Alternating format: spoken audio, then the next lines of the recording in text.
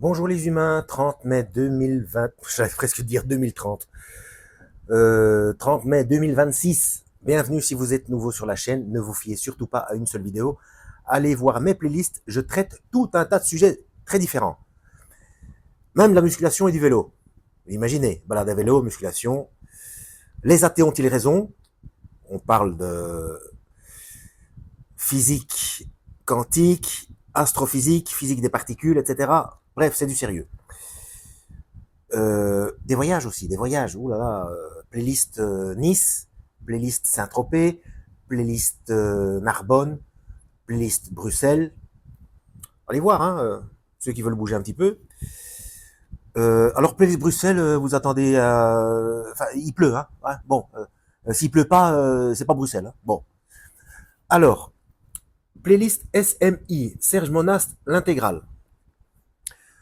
Nous sommes dans un épisode de il est minuit moins 15 secondes à Ottawa. Je ne sais pas quel est le numéro de l'épisode. Normalement, normalement, vous l'avez vu sur le titre.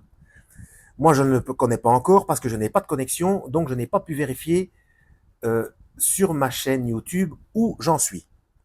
Donc voilà. Dès que c'est possible, dès que je serai, donc j'ai repris connaissance du numéro de cet épisode, je le rajouterai au titre. Et comme je ne sais pas, puisque je n'ai pas pu vérifier, comme je ne sais pas où je me suis arrêté, exactement, à quelle page, oui, mais je ne sais pas si je me suis arrêté à la fin de la phrase ou à la fin du paragraphe, je vais donc reprendre à partir de la fin de la phrase qui se trouve tout en haut de la page. Voilà. Il est minuit moins 15 secondes à Ottawa. Serge Monast, le journaliste décédé avec un de ses collaborateurs 2 ans après la publication du gouvernement mondial de l'Antéchrist, dont j'ai déjà fait une playlist. Hein. Bref, et ça se trouve là-dedans aussi, mais je vais pas le relire, je vais simplement l'incorporer dès que ce sera le moment de le faire. Mais la playlist le gouvernement mondial de l'Antéchrist se trouve déjà sur ma chaîne, hein, parmi les différentes playlists. C'est parti. De telles affirmations, faisant partie maintenant du patrimoine idéologique et culturel des hommes politiques, celles-ci contribuant à faire dévier de sa source véritable là et les raisons pour lesquelles la dualité du peuple canadien persiste toujours dans une impasse qui paraît ne plus avoir d'autre issue que celui d'un affrontement racial. Ah bon, bah si vous êtes québécois, vous savez très certainement de quoi il s'agit. C'est carrément racial. Moi, je pensais que c'était simplement une opposition contrôlée entre francophones et anglophones. Mais puisqu'il dit racial, ou alors c'est un abus de langage, parce que si c'est racial, ce serait peut-être entre les locaux et enfin les locaux, c'est pas le bon terme. Je veux dire entre les, même ici il y a des sirènes, entre les donc les descendants de colons et les Amérindiens, je ne sais pas. Bref, bon pour ceux qui veulent me mettre, enfin pas forcément à moi, mais ceux qui veulent mettre l'information en description, non, en commentaire, ce sera l'information sera la bienvenue, hein, surtout pour les autres personnes qui regardent la vidéo et à qui ça intéresse. En refusant d'une manière obstinée et en vue d'intérêts politiques immédiats, ceux-ci rattachés à leur électorat respectif et d'intérêts économiques souterrains, de regarder la réalité canadienne telle qu'elle a existé par le passé et existe encore aujourd'hui. Les hommes politiques de ce pays en crise auront, chacun à porter, la dure responsabilité de l'accroissement de l'intolérance et du racisme qui risque de propulser ce pays dans une situation pire encore que celle que connaît la Yougoslavie d'aujourd'hui. Bon, il a écrit ça, ça date, hein, c'est dans les années 90, hein, donc 90, hein, il me semble. Les, entre guillemets, fondements du racisme colonial anglo-saxon canadien. Ah d'accord, il parle... ouais bon, on continue. Hein. Ne purent être établis immédiatement après la, entre guillemets, conquête.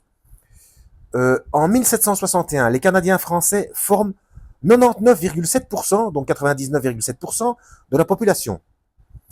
Le poids du nombre interdit aux colonisateurs l'application d'une politique radicalement colonisatrice, d'autant plus que les administrateurs britanniques craignent aussi une intervention militaire française. Murray et Carleton, ou Carleton, je sais pas comment est-ce qu'il faut, Murray, je sais pas comment est-ce qu'il faut prononcer, excusez-moi, prôneront donc une politique de conciliation estimant que la province de Québec demeurerait toujours française et qu'il s'agissait de s'attacher ces nouveaux sujets. Alors, petit 1, document 28, page 83. Document 28, on y va. Pour ceux qui veulent faire des recherches, c'est bien ce qu'ils ont fait là. Document 28, dans les notes. Document 28, qui s'intitule Le développement des idéologies au Québec, et non pas du Québec, entre parenthèses, des origines à nos jours, édition Québec-Amérique, 1977 ou 77, 381 pages, entre parenthèses, Denis Monnière. Voilà, pour ceux qui veulent faire des recherches. À cette politique de conciliation, les marchands anglais opposeront une politique d'assimilation radicale. Document 28, pages 88 et 89. Bah, c'est le même document, donc ce sont les mêmes références que je viens de dire. Hein. Ensuite, une constante dans la politique coloniale anglaise à l'égard des Canadiens, les droits démocratiques ne seront reconnus qu'au fur et à mesure de l'augmentation de l'impuissance ou de la faiblesse numérique des Canadiens français. Entre parenthèses, 1791 ou 1791, arrivée des loyalistes, assemblée sans responsabilité, 1848, majorité anglaise, assemblée avec responsabilité. Petit 3. Document 28, page 89. Donc c'est toujours le même document, mais cette fois-ci à la page 89. Voilà. Ensuite, il est à remarquer ici que cette manière de pratiquer la politique du pouvoir a toujours existé au Canada depuis la conquête de 1759. Pour s'en faire une meilleure idée, il n'y a qu'à regarder toute l'histoire politique du Canada, ce qui permet de découvrir que chaque fois qu'un gain politique, entre autres, est acquis et considéré par les francophones comme étant une victoire, il s'agissait plutôt qu'un piège où le pouvoir politique et économique des Canadiens anglais non seulement ne se trouvait nullement mis en danger, mais encore était accru d'une manière certaine. À ce sujet, la, entre guillemets, lutte des francophones hors Québec, pour leur survie, est parsemée de semblables situations où ceux-ci n'ont jamais complètement réalisé que ce qui était véritablement recherché par le, entre guillemets, pouvoir politico-économique anglo-saxon, n'était ni plus ni moins que leur disparition, que leur assimilation totale, mais en leur donnant l'impression qu'ils faisaient partie d'un Canada, entre guillemets, démocratique et bilingue. D'où la confusion des esprits et du combat politique chez ceux-ci, qui fut toujours accompagné d'énormes pertes en valeur humaine, d'énergie et d'argent qui poussèrent plusieurs d'entre eux à la démission et à la considération que la lutte était perdue d'avance et qu'il fallait aussi bien se résigner au fait accompli. Ce livre-là est très très politique. Hein. Je trouve que le livre, l'ouvrage Le gouvernement mondial de l'Antéchrist est beaucoup plus intéressant. Mais bon, je vais tout lire, hein, puisque j'ai commencé une playlist, il faut que je la finisse. Alors, en outre, ce même phénomène s'est retrouvé tout au long de l'histoire du Québec, ou alors vous achetez le bouquin. Bon. Celle-ci est d'ailleurs là pour en témoigner abondamment, et aujourd'hui, il y a les, entre guillemets, conférences sur la Constitution, où l'ensemble des premiers ministres du Canada, anglais, tentent de prouver à tout prix, et à eux tous, que le Québec y obtient des gains réels. En réalité, au-delà des apparences qui, à travers l'histoire de ce pays, furent toujours trompeuses, une analyse des supposés gains acquis démontrerait facilement, sous l'angle politique et économique et social, que ceux-ci cachent la disparition certaine du, entre guillemets, fait français en Amérique du Nord, et cela dans un avenir très rapproché. Cette disparition semble d'ailleurs se présenter sous trois formes probables, soit dans la combinaison de la dénatalité au Québec, avec une absence réelle de contrôle pour ce dernier de son immigration. Je peux pas mettre mon livre trop haut, sinon ça va cacher l'image. Soit par la tenue obligatoire d'un référendum pan-canadien, ou par un vote contrôlé et majoritaire du Canada anglais, le Québec se retrouvait grandement isolé, est obligé d'accepter l'inacceptable ou être accusé par tous, y compris par les autochtones. Autochtone, c'est probablement l'appellation pour les Amérindiens, de vouloir briser le Canada, soit enfin, dans un cas comme dans l'autre, en poussant ses forces nationalistes à revendiquer son, entre guillemets, autonomie totale, pour mieux employer cette déclaration par la suite comme prétexte de l'utilisation des forces militaires canadiennes et américaines dans le but de régler le problème français une fois pour toutes. Une fois pour toutes. Le problème français. Je ne sais pas si... Bon, j'ai dit pan-canadien parce que c'est canadien commence par une consonne. Euh, Sinon, j'aurais dit... Parce que quand ce terme, le pan existe aussi pour l'Amérique. Là, on dit panaméricain. Mais je me vois pas dire pan-canadien. Donc, j'ai dit pan-canadien. Enfin, je présume que vous comprenez ce que je veux dire. Hein. Ce qui est intéressant ici, je vais quand même rajouter mon petit grain de sel. Donc évidemment, les grains de sel, vous l'avez pas dans le livre. Voilà. Le problème français. Donc c'est appelé le problème français aux Canadiens. Euh, et pas le problème québécois.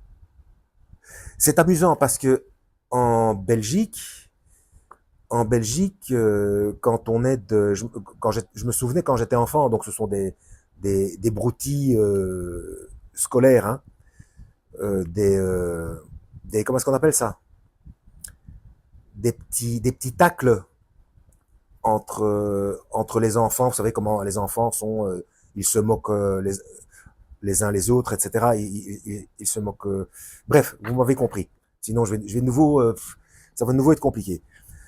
Eh bien, ceux de la, pour ceux de la, enfin, c'est quand même extraordinaire, un mot si simple, de la capitale, voilà. Pour ceux de la capitale, en Belgique, c'est-à-dire pour ceux de Bruxelles, eh bien, les Bruxellois sont traités de flamands par les Wallons, mais par contre, sont traités de français par les Flamands.